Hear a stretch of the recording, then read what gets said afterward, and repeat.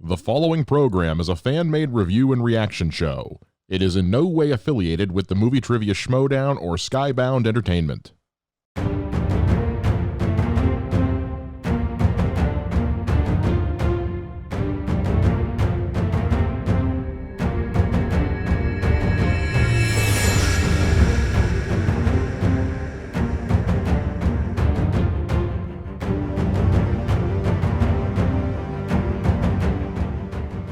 Hello, everybody, and welcome to the Ultimate Schmoedown Show, episode 10, double digits.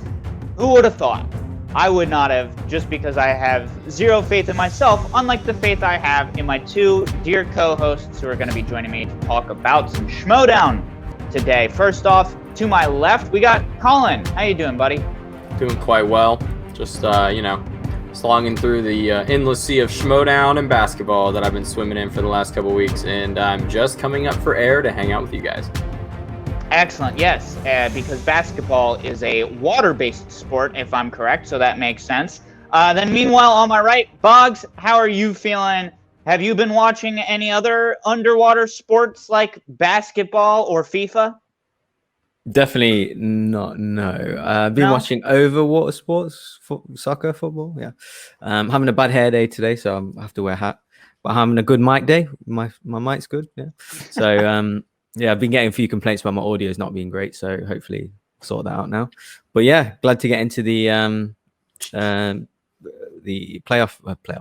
playing matches. Yeah, that's right. So, obviously, the singles tournament has started with a little question mark at the end there because we are still doing the play-in matches this week. And we're going to be talking about two of those play-in matches today. I also want to just let you guys know that if you didn't see our release schedule, we are going to be uploading a couple of different times this week. This is only the first of a couple episodes that we're actually going to be doing. We're going to be talking about just the matches that aired on Tuesday and Wednesday. So if you're watching this and you're like, there are more than two matches this week, well, there's also more than two videos of us this week. How about that? It works beautifully. But we're going to go ahead and just start talking about the first of our two matches. Two rookies to the Schmoedown Majors, let's say. We had Andres Gallego from The Dungeon going up against Adam Collins from Corruption. Two rookies. Colin, what were you thinking going into this match? Was there anyone you were particularly looking forward to seeing? In particular, I did specifically remember Adam. I remember the free agent special. Adam came on there and had a bit of a one-on-one with Christian that I remembered. You know, it kind of stuck out to me. I remember thinking like, oh, this guy could be trouble, and lo and behold, he was. He was a bit of trouble today. In this match. Didn't know too much about Gallego. It seemed like a bit of a dark horse. Could have been anything. But Collins definitely kind of had the vibe that first time I saw him on that free agent special, John, of just somebody who kind of, could hang around in the Schmoedown for sure.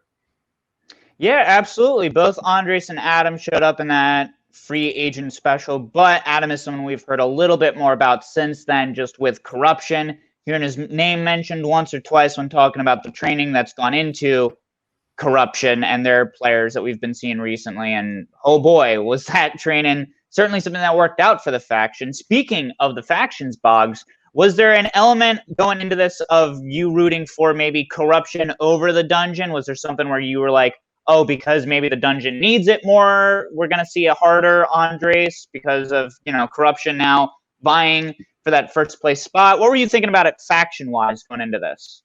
Faction-wise, I was probably going more with the Dungeon needing the win because, they've taken a few hits recently with Parker, obviously with Zipper, with, the title loss of Smets as well. So I was thinking, they kind of need a win here.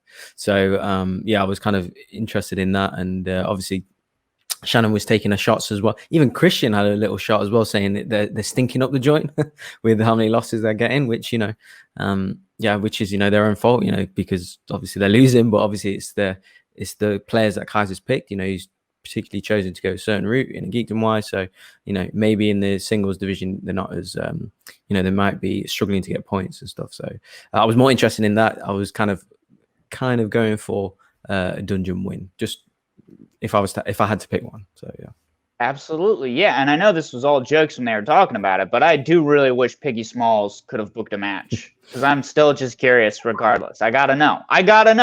We talked earlier at some point about Winston and Mark's dogs, I think, going at it in a 1v1 Schmoedown match way early in the season, back when we were allowed to see each other in person to remember movie details at each other. But round one, I thought this was a pretty standard round one for two rookies. Obviously, Adam does have fan league experience that we know about, whereas I don't think Andres has had that before.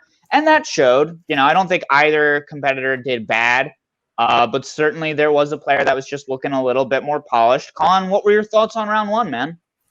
Round one kind of, I like you kind of mentioned it, rookies coming in, and that round one can kind of set the tone. It always sets the tone. And I think the 2-point advantage that was given in the first two questions kind of set the tone for the rest of the match, that Adam just was a couple steps ahead of Andres. Was seen the entire match. It seemed like he got that first leg up, and it was just really, really hard for Adam to give up that lead. He did not want to give it up. And, it just seemed to be that some of the, for me, the tone kind of switched when Andres didn't pull Rodney Dangerfield. That was kind of it could snowball. Once you miss those first two questions, it opens up that opportunity of like, oh no, I might not make a single shot all night. That's kind of the way, if you're a shooter in the NBA, you shoot two shots and you miss both of them. Guys aren't going to pass you the ball for a while because, you're a little cold. So, making those, he goes on like a 4-point tear, 5-point tear though, they both do. And it was pretty back and forth at that point. So you're thinking Andres has a point, he has a chance, John, and seemed to not give up towards the end of round one. Yeah, he definitely stuck with it. He didn't let himself get too distracted by that 2-point lead, because after that, he managed to hit every other question. But Adam managed to get all 8 standard round one questions right on top of a bonus question. It was a pretty good first round, I thought. Like I was saying, all things considered with rookies, the only real problem I had is that's not how you spell Bong Joon-ho's name, gang. You don't spell it Boon Joon-ho. That's someone completely different, right? The surrogate. Bogz, coming out of round one, seeing that perfect round one from Collins, what were your thoughts going into it then as someone who was kind of thinking, oh, the dungeon really needs this more? Was that the moment where you were like, oh, well, it doesn't matter now. That's just another loss on top of the pile? Yeah, so just basically repeating what Colin said, just that, just overall, obviously, one player just from the kind of get-go seemed a little bit sharper than the other. Obviously, it was both their first matches, maybe nerves, that kind of thing. And then, they've both obviously finished the round stronger. Going into round two, obviously, I think Collins has gone first, has he? Yeah. So, they've gone for movie release dates. Release dates! Yeah, exactly. It's just overall a strong round. Gallegos did get one steal there, but it was a bit of a difficult watching Gallegos' second round. As well. Obviously, they've stuck on the inner geekdom division, which is that is such a broad wheel slice. But this is the second match in a row where Kaiser's kind of told the player, this ain't the strongest slice, should we go again? And they've doubled down on it. They've decided to go against what he's saying. He's obviously paid the consequence. So only getting 1 point in round two out of 4 questions. A couple of them weren't the hardest questions in the world as well. So, I was just kind of overall surprised that he just did get the one, and he obviously stuck on Inner Geekdom as well. So, a bit of a hard round two for the dungeon, but there's indicators there, but obviously they weren't taken by, the advice wasn't taken again by the player from listening to their manager. Yeah, absolutely. It was definitely 2 different, relatively broad categories going into this round two. Adam spinning away from movie quotes to get the movie release date slice. And he did wind up missing a question that Andres was able to capitalize on. Andres managed to get a steal, so Adam only got 5 out of an 8 possible points. I'm digging into statistics here a little bit. And then Andres, like you're saying, he spun Inner Geekdom, which, it is kind of hard to say. Is that really the best place to stick with? Even if you like the movies, like you were saying, Kaiser kind of offering that advice of, I know you like the movies, but this is the movie Trivia Schmoedown. And if we know anything, it's that these writers can come up with some rather difficult Inner Geekdom related questions. So Andres only able to get 2 out of a possible 8 points. Like you were saying, he only had that one question. And then Adam managing to get 3-point steals. I mean, he not only did he wind up with an 8-point round 2, Adam, but it was also interesting considering that in our conversations with Chance, I don't know if you remember this, Colin, but it was kind of brought up that Adam was helping Mike and Chance study for Inner Geekdom. So could you argue that that was maybe, again, that 4D chess that we're talking about now, really taking things into other dimensions, but maybe that should have been considered, just thinking that, while Adam still hadn't had Major League Schmoedown experience, he certainly had experience knowing things about Inner Geekdom. Yeah, he's definitely, no stranger to it. So interesting that I hear what both of you are saying. Kaiser definitely had been trying in this match and in Smets's match to be like, this ain't it, Chief. Like this ain't it. Like, sometimes if you're I keep bringing it back to sports, but sometimes the pitcher doesn't know what he's talking about. The pitcher might be the guy that's throwing the ball, but the catcher and the manager are really the ones sitting there watching this game. Like, we got, this is what ball we're about to throw right here. And you're running with this. This is our game. And these guys got to listen. It's because Kaiser's no dummy. He might have gone on the internet and called me a dicky do because I like to wear mismatched socks. To which case, Kaiser, I'm a proud dicky do. All right. A proud. And he knows what he's talking about, y'all. The guy knows what he's talking about. I don't think you. Oh, John, do you not remember the whole Dicky Doo incident? He called anyone rooting for swag a Dicky Doo. I was more making that face about condoning mismatched socks. I mean, I'm a big proponent. You gotta stand out. You gotta do what you can. And who wants to take the time? Who wants to take the time to match? No, who wants to take the time to match the socks? That's way too much time. Just put them in the drawer. This conversation is going to bum me out too much. So let's talk about something that's not a bummer. A TK. I was going to say what? No. Again, certainly I don't want to rag on Andres because again, this is a match of 2 people who are playing their first Schmoedown proper match. I thought that Andres was able to stay not too far. Like there was never a 10-point difference to Andres, and I do think that is something valuable to talk about as far as his performance goes, because it was never like super blowout, although it did end in a TKO. With round 3. Adam did not wind up needing to answer one of his questions. Andres got his 2-pointer with the Al Pacino Jimmy Hoffa question, but did not have the unknown Liam Neeson 3-pointer, which, to be fair, I also fully would not have had. I think I probably would have just guessed Love Actually or something. But it did mean that it was a TKO for corruption. That's another 3 points for a faction already sitting very pretty. Bogz, what were your thoughts on round 3? I know not a whole lot to talk about, but still, interesting to think about what came after. Yeah, just if I just going back on round 2, where when Shannon's talking to Adam about spinning again on his, he listened. He's showing that ability to show that you can be coached. To take that feedback on and say, okay, no, let's go again. Let's do this. Obviously, these are the kind of subtle little differences that you can see in terms of level of players at this current stage. So yeah, I mean, either way, Collins it looks like he's going to play a legend, whether it's Rocha or Moral. So good luck with that. But yeah, overall, absolutely showing his worth. But corruption, obviously, they've now leapfrogged at the point of this recording. They've now leapfrogged the Finstock Exchange and gone into second. So yeah, big respect. Always happy for someone making their debut, coming in, getting a win. Kind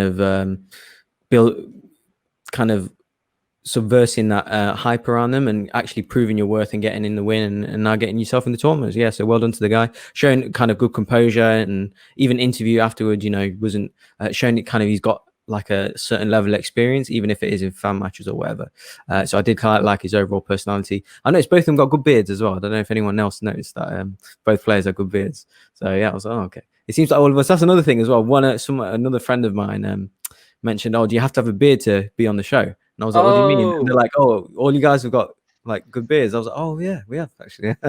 So shout out to the beard guy, the pandemic look. So yeah. Oh yeah, that was the least realistic part of that movie, Contagion, is that Gwyneth Paltrow didn't have a bushy beard. No, it was I mean, it's interesting to think about again the faction standings. Obviously, it helps Corruption to have a 3-point lead over, just getting 3 points to go over the Finstock Exchange before having to face two of the all-time greatest players who happen to then be part of the Finstock Exchange. That's going to probably lead to a little bit more fluctuation there.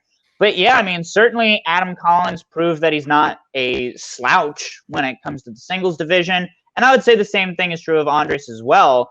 But since Collins is the one that is still in the tournament and is now going to be staring down the barrel of one of two founding fathers, Colin, what do you think we're going to see next from Adam specifically? Going to see somebody that's prepared. I think that's one thing we're seeing is that looks like somebody who's played a lot of matches in that spot. Yeah, it seems real comfy. Didn't take him a little while to get comfy because obviously he had a perfect round one. Very hard, to come out. There's a very short list of people that have come out in their first match and gotten a perfect round one.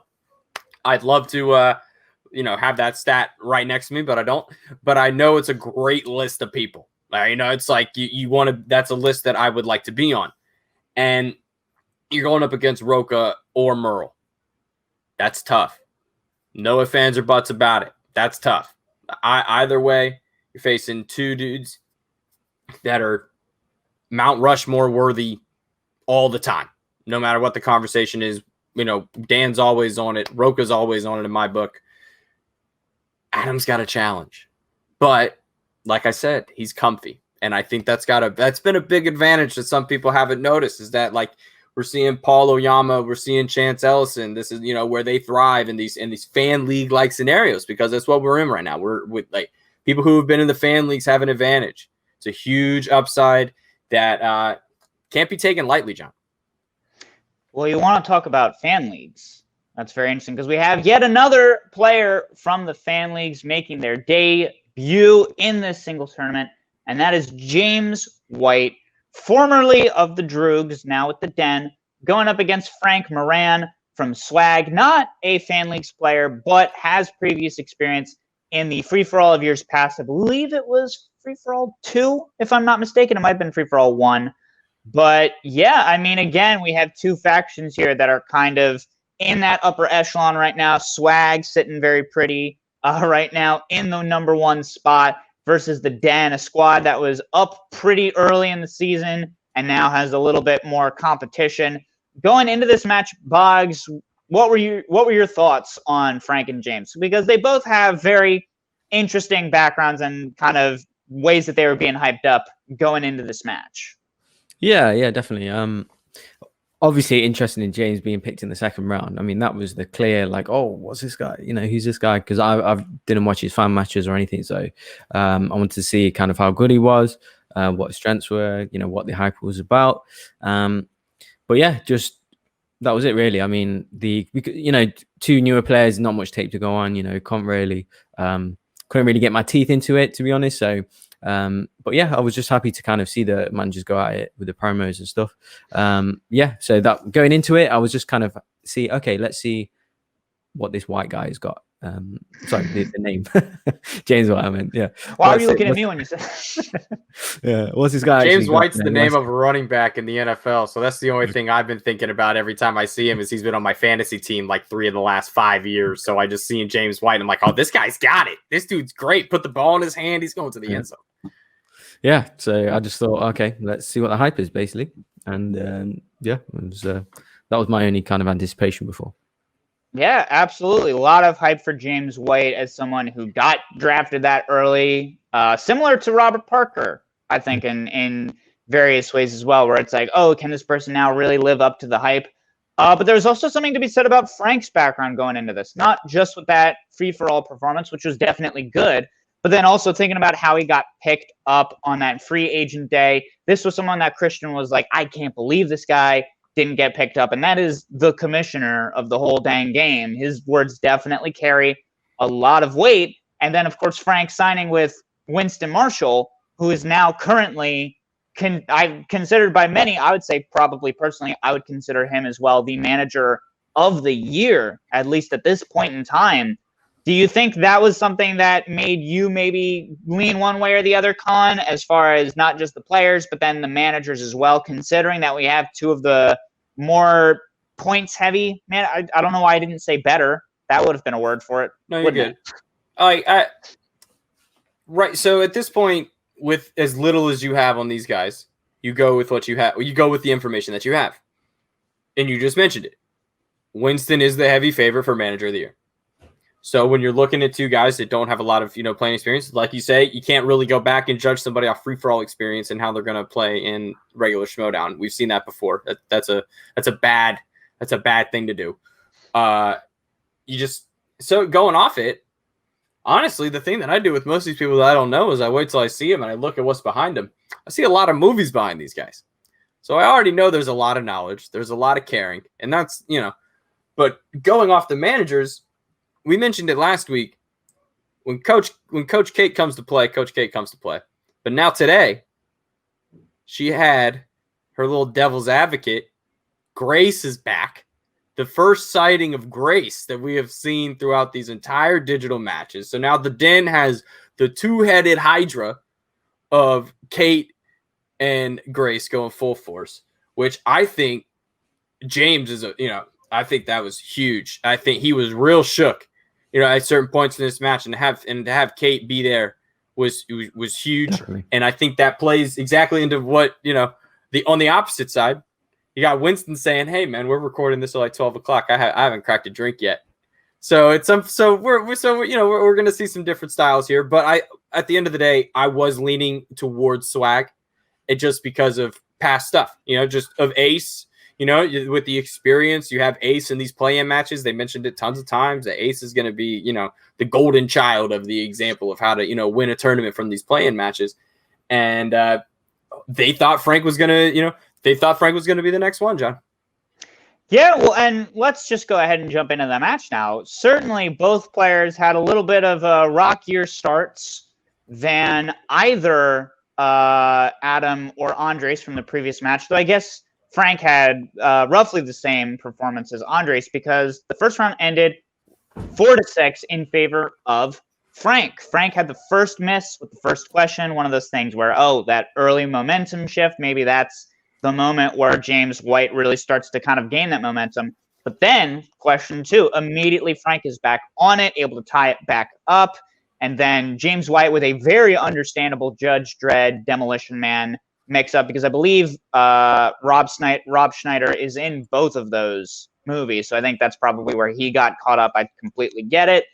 But yeah, not necessarily dominant performances from either player. But again, these are two rookies, regardless of all the hype kind of going into it, considering that this was both of their first regulation singles match.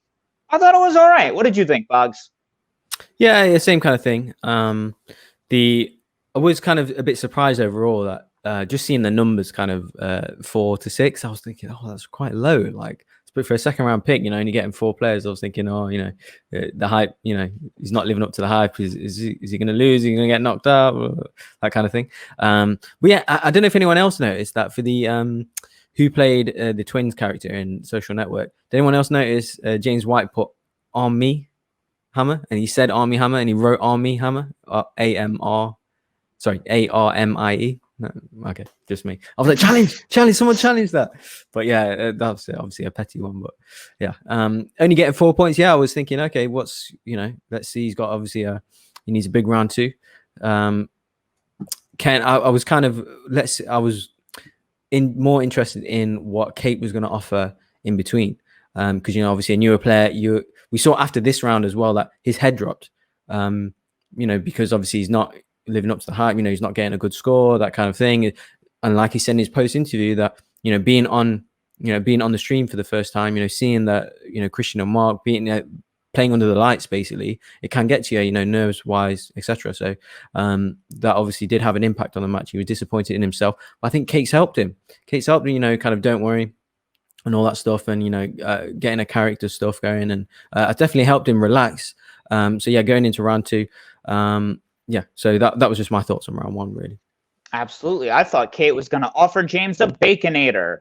It's interesting that you bring up that Army Hammer kind of challenge, because I do think in some ways we've maybe been a little bit spoiled with Inner Geekdom, not just because of the depth of pulls that some folks will go through in order to get that 1-point advantage as far as challenges go, as far as precision with spelling, but I think also with points in a way. It's worth remembering that in Inner Geekdom matches, there are 10 round 1 questions, as opposed to singles where there's only 8. There is that difference where I think sometimes looking at the point totals, we can kind of go like, oh, well, no player has 15 points already, so clearly this is a bad match. Floor the brakes on that a little bit. Certainly these are 2 rookies, but it is worth trying to keep that perspective a little bit as we're all trying to remember how each individual game is played. But then we get into round 2, and while this round 1 was a little bit weaker, I would say, than the round 1 of Adam versus Andres, I thought that this round 2 was a little bit stronger, especially for Frank, who is not very happy with what he spun, but then wound up doing pretty well. Colin, what were your thoughts on round 2? Dude, just don't say anything.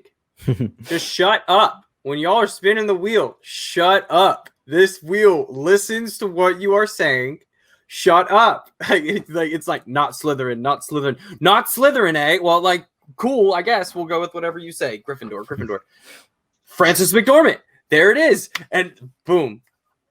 Wow. What a first, like, kind of like, oh, right, this is singles again moment for me, where I'm like, oh, God, have I even seen 4 Francis McDormand movies in the last 5 years to even, like, jog my memory of them besides the billboards over Ebbing, Missouri? Like, probably not off the top of my head. By the way. Oh, fantastic film. Love that. Yeah. Right. And you're just sitting there like, oh, this is going to be rough. And he makes the most out of it. I'm honestly surprised at both of these guys slugging out the questions. And the almost famous question, I love that pull. That was a great pull. But at the end of it, it's 10-5. James pulls the 1-point steal. And I mean, what do you expect? I mean, 4 points to 1, to a steal. It's kind of the best of both worlds for both of these guys. I don't think it's quite a worst case scenario for either of them, but it's not quite a best case scenario. I think everybody kind of got something out of it. And then the same thing leading into James' questions. I mean, anyone else want to, take a shot at some of these Nora Ephron questions? Because it was not my day. It was not my day at all. John, were you feeling them? I'm trying to remember. I know I guessed properly the Steve Carell Bewitched question, but that was, going into multiple choice. So you can argue, would that have made that much of a difference? And then I don't even remember exactly what the Sleepless in Seattle question was. I think it was what movie like ends with them at the Empire State Building. Yeah, well, and that's an understandable miss, because I don't know if you guys know this, but the Empire State Building is not in Seattle. This is true. If it had been called Mm. Sleepless in New York, well, then maybe I would have had a better shot at it. But It's a bit of magic. it is much like Adam Collins that we talked about a little bit in the first match. Frank managed to get 3 points in steals away from James White with those Nora Ephron questions. 2 very important questions. And like you were saying, Bogz, definitely James was beating himself up a little bit. You could see it. And you could see Kate shifting a little bit to be a little bit more den mother, where she was like, no, listen, you got this. It's not over. Keep your cool. But certainly it was tough to look at the score. Just if we're only looking at the point totals, 8-13, that would certainly bum me out if I was in James's position. So going into round 3, there was a lot of pressure on James. What were you thinking, Bogz? Were you kind of thinking like, oh, the match is kind of over, the hype is done? Or were you like, oh, it's not over till it's over? Which way were you kind of feeling in your heart? I was probably a bit in between. Looking at it, like you said, that the points gap was that big. I was thinking, oh, okay, probably has to hit all 3 and Frank has to miss a couple as well, which I thought, oh no, it's probably not going to happen. Especially like he must hit kind of the 2 and the 3. I don't know why I assumed that they both have strong round 3s. But yeah, just the. Oh, by the way, I knew the Kerry Fisher one in Nora Ephron, by the way, yeah, because obviously it's Kerry Fisher. But yeah, so first obviously he's hit he's hit his 2-pointer, obviously then he's hit the Remember the Titans Ryan Gosling 3-pointer, and then he's hit that 5-pointer. Which listen to the breakdown afterwards, that was awesome. Because I'd like how he wasn't sure, that he played that up really well, like, or kind of he calculated the answer really well, like, just kind of scanning through who else was in the movie. So that was awesome. Good turnaround. I thought he got it. I didn't know who it was. I thought he got it wrong. And then when he great for like they're the five kind of pointers where you just can't see, and someone pulls out the blue, and that'll be in his highlight reel forever, basically. So it'll always be remembered for that one moment. And then obviously going to Frank, he's obviously hit his 2-pointer, then basically just couldn't hit anything else. The Jennifer Lawrence 3-pointer, he's not managed to pull, and the 5-pointer, I knew the character's name in Princess and the Frog is Tiana, but I didn't know what the restaurant was called. I would have just guessed and said Tiana's restaurant or something. But I thought the overall questions were quite even for both of them. I was just kind of super impressed with White going. Like, I don't know, it's a bit weird. Like, I thought Frank was a stronger player, like going into round 3, but then obviously James has hit all his points in round 3. So and then it's just kind of he's got the bigger swing there and won the match. So you kind of won the match without answering kind of more questions correctly. So it's a bit of a weird swing, but obviously he's hit particularly the 5-pointer that's got the win, and just put some validation around kind of the Den and Kate, because her wins have more or less only been from Ben Goddard. So at least someone else is now chipping in. I was quite happy for her there. That was it. It's obviously come from behind win. He's done well. He's obviously whoever he's playing next. It's obviously going to be a tough one, but I was just happy that he got the win, really. Good twist on round 5 there, or the 5-pointer, sorry. Yeah, absolutely. I mean, definitely for 2 5-pointers about kids' movies, these were not kid-level questions for sure. Both of them were pretty tough. I would say that, looking at James White kind of being able to come back and win it, I think one of the biggest things, is that we were talking about, keeping cool, not getting too defeatist. Kate helping with that, certainly proving why she is one of the more top-tier managers at the moment. But I think another thing is time management. You saw James really take the time, because even though he was pretty sure he knew it from the jump with Catherine O'Hara, he still took the time. He took a little bit, some repeats to really make sure that was the answer he wanted to go with. Meanwhile, with Frank, I mean, I knew the Jennifer Lawrence ones relatively quickly, just because of like running through. After, she's one of those actresses where after a certain point, if she's in a movie, it'll tend to get a nomination for her. So that I had a little bit of an advantage just trying to think of it that way. But Frank really didn't use his repeats for trying to get that 3-pointer, which I think was a little not a great strategic choice. And I think that is all. There's also something to be said for that, where you could argue like, oh, James got fewer questions correct, but he got the ones that were worth more correct. And that's partially because of that strategy. It's similar to the conversation around Chandru versus Kevin Smets, where Chandru is a very technical, tactical player, really utilizing the game's, the rules very well in a way that Kevin wasn't necessarily able to do, as Kevin is more just like a juggernaut who just has a bunch of answers that he can run with. Colin, what did you think about that? Or what are your thoughts on that? And then what did you think about the match overall, considering that there was that pretty big momentum change right at the end? Yeah, I was also a little disappointed in the use of the JTs by Frank. It's definitely seemed like there was kind of a moment before where Winston puts his leg up on the chair and starts, kind of seducing everybody with his lovely calves and all that. And it kind of seems like it pissed James off, and it kind of threw Frank off a little bit, kind of took them both one way. Because it seems like a question that you would think, and this does come with experience, and an experienced player would think like, oh, this is one that I need to chill out for a second on and kind of remember. And I know it's not one of those things, but I would say one of the answers out loud. If I have one of the answers in my head, I'm just going to go ahead and say it, right? Just to go ahead and say it. And he just did. Even if he didn't give himself enough time, even with the one repeat. But then to totally play that on the other side, to have just watched James possibly use the most perfect use of JTEs ever explained for technical reasons. Not to piss somebody off, not to wait till the very end, not to make it dramatic, but because he was actually legitimately running through the cast list in his head because he knew Catherine O'Hara voiced another character in the movie. It's just impressive to listen to, and also understanding of the game, because those don't carry over into overtime. So even if James does, or even if Frank does manage to get the 3-pointer, misses the 5-pointer and goes to overtime, we both get a new one anyways. We both get another repeat anyways.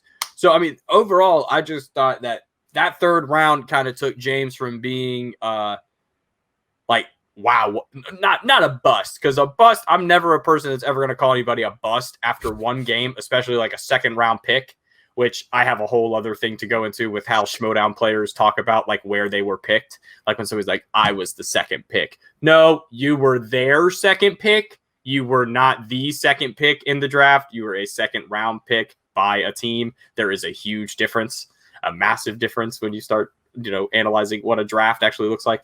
So I wouldn't put too much pressure on James as opposed to some of the other first round picks. But he came through, and that's really important when the hype is there, when you've been built up, and especially amidst everything everyone's going through, to come in and succeed on that first round. And he even mentioned it. He said, that first round, I was listening to you guys, I was listening to Mark and Christian for the first time. And that can throw some people off.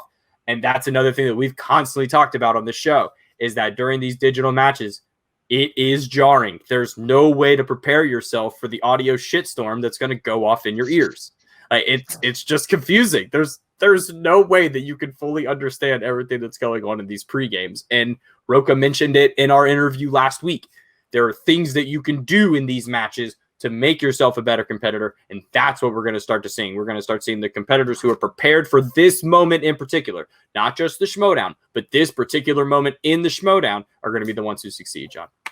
Absolutely. I think more competitors need to learn how to hack now, because that's really going to be the biggest tactical advantage they can do. I mean, I guess they have to have their hands, so they're going to have to learn how to hack with their minds.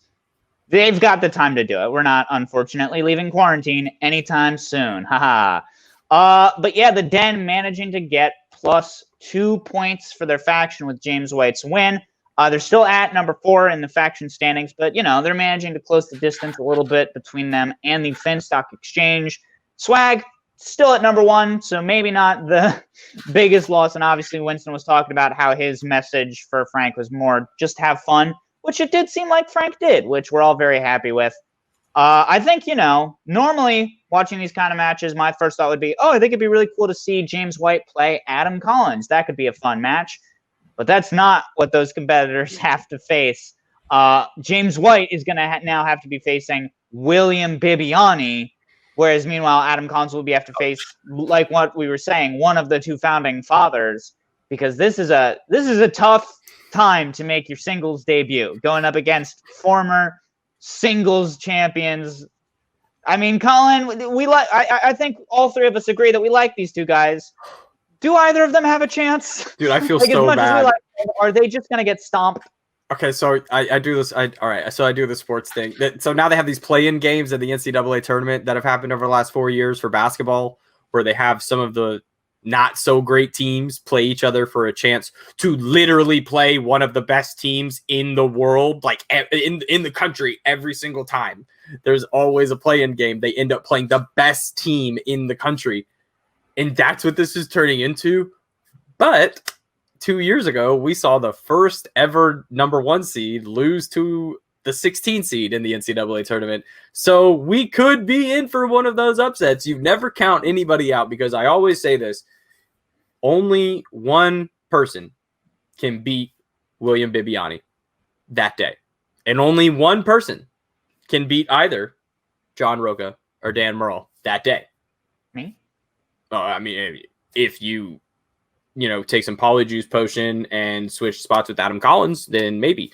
But unless, those guys are the only one, so you gotta have confidence in yourself. When those dudes walk into that match, they cannot be. You can't think of those guys as the founding fathers. There's just got to be a way that you can psych yourself out of the hype that will be presented, because the media and we say media, but the social media onslaught that you will receive going up against Dan Murrell. Every poll you'll read, it'll be like 98% to 2%, and the 2% was your mom. Like that's how the polls work. I feel like every time somebody plays Dan Murrell, the majority of picks for the other person are family members. Like that's the only explanation. And it seems like that's probably going to be the case for most of this tournament if Dan unfortunately loses this weekend. But if it's Rocha, I just don't. I mean, it's just as bad. There's no right answer, right? If you're Adam, the question you're going to be asked all week if you show up on shows is going to be, well, who do you want to play? None of them. I don't want to play either of these guys. Put me anywhere else, please. Like that, John, that's the only answer. I don't want to play any of these guys. I think that's the like. I don't think there's a right answer for Adam except getting all his questions right, because I think that's the only way he's going to get out of that first round. Sure, for sure, definitely. If there's one thing we can say to every competitor, it's try to get every question right. That would definitely be nice. Step one for trying to be a Schmoedown competitor. Talking a little bit more about the brackets, Bogz, I wanted to kind of know your thoughts as far as, whether you think these guys also have shots, but also about just whether you had them winning in the first place. Like, I can tell you right now on my bracket, I did have Adam Collins taking the win, but I did not have Frank Moran taking the win. So I'm 1-1, or I had Frank Moran taking the win, and that isn't what happened. I goofed it. So I'm 1-1 on my bracket right now, Bogz. What about you? To be honest, I didn't really make the picks on these because I've not seen them really play before, both of them. So I thought that was kind of fairest assessment going in, because I didn't want to kind of have have an opinion when it wasn't really warranted, because I didn't know anything about them, to be honest. Like, for example, obviously Bonnie Somerville, I think, at the time of this recording, she hasn't played yet. So I think she's going to win that match personally, but I don't know anything about, is it Marisol? I forgot her surname, but yeah, like I don't know anything about her. I've never seen her play. So it doesn't really warrant me saying, kind of making a pick like per se, because it's just with these playing guys, it's their first matches, they've never played before under the lights and all that. So yeah, I don't really want to pick someone before going in, but yeah, just going into the tournament, well, congratulations guys, you're going to get knocked out. No, I'm joking. No, it's obviously take it as a learning experience. Take it as a learning experience. It is a bit like lamb to the Lions kind of thing, but obviously they're seeded, right? This is how seeding works, first place 10th kind of thing. So yeah, you're probably gonna lose, I'm not gonna lie. So in terms of underdogs, yeah, obviously we are going to see some upsets in this tournament, but I don't think it will be in these matches.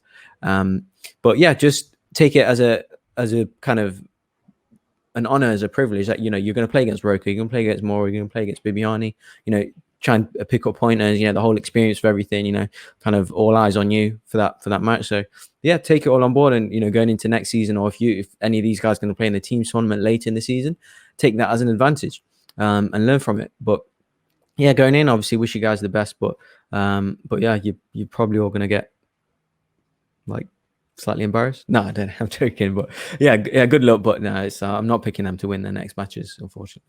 It's interesting. I think one of the things that I certainly have talked about, and I think you guys have both talked about as well, is a lot of the Schmoedown greats are folks that have taken losses. And it's all about how we've seen them come back from losses. These are two guys who at this point, yeah, like you're saying, a lot of the polls, a lot of even our just conversation is kind of making it seem like them winning is a foregone conclusion. Probably not going to happen just looking at statistics wise. But it is one of those things now, it kind of frees up the game a little bit, because, it's sort of similar to the energy Ben Goddard had going into his match with Robert Parker, where like both of these guys, they're supposed to lose. So it is one of those things where if they can pull up a win, that's going to be a huge good look for them. Maybe they're both going to get drafted round 2 next year if that could happen. But it's also one of those things where, you know, if at the end of the day you do take your first loss within your first 2 matches in the Schmoedown, and your first loss is to some of the all-time greatest players, that's absolutely not anything to hang your head about. So this is kind of a win-win for 2 guys, and it's, you know, it's always nice to see the Schmoedown family grow a little bit bigger. So, you know, congrats to both of these guys. Both of them, I thought, had solid performances, as well as both Frank and Andres. You know, I'm going to be interested to see if or how much we're going to see from all 4 of these guys moving forward beyond the 2 matches that James and Adam have coming forward.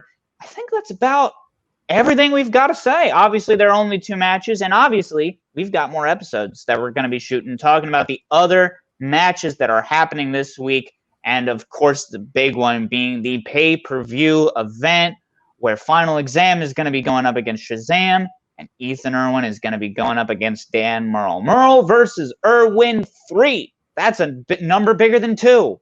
Wow. It's going to be exciting. So please, actually, how many points do I get for that? But yeah. Yeah, so that's going to be it for us for this episode. Bogz, it's always a pleasure talking to you, buddy. Where can the people find you? People find me at the Ultimate Schmoedown Show. Obviously, you can watch our latest episode with John Rocha himself. We're going live. We are going live Friday night before the pay-per-view. Please join us. Send your questions in. Ask us questions, whatever. Let's have some fun before the pay-per-view. But that's it. I'm not plugging anything personal. Just find us on Twitter at TUSSPod. Watch your previous shows. Give it a like, comment, subscribe, whatever. All of the social media stuff. Do all that. Absolutely. How very selfless of you, Bogz. What about you, Colin? Are you going to be selfless? Yeah, that's right. People out there watching this video, click the like button. It's right there. It's a simple click. I know it goes to some playlist, and you're like, oh, what if that playlist gets too big?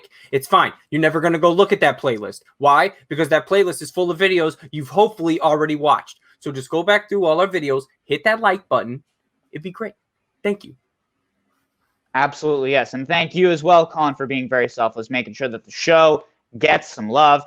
You can find me at John Barr tweets at Twitter and Instagram. Yeah, I'm kidding. Come on. I'm kidding. Guys, the Ultimate Schmoedown Show on YouTube. Please subscribe and like every episode we do. Check out our Facebook page. Like the page and like all the videos. You can check us out as a podcast, anchor.fm/TUSSPod. And then also at TUSSPod on Twitter. You can tweet at us there. Contribute to the polls that we do, because we're doing polls for all the different matches. And if you have any questions about things you want to hear us talk about, you can email us at TUSSPod@gmail.com. And then if you have time, you can check out my Twitter and Instagram. But only after you do all those things. If I see any of you follow me before then, I'm going to be rather peeved. But that's going to be it for this episode of the Ultimate Schmoedown Show. Thank you so much for watching. It's not going to be too long before we have another episode, so definitely keep your eyes peeled for that. Until then, have a good one.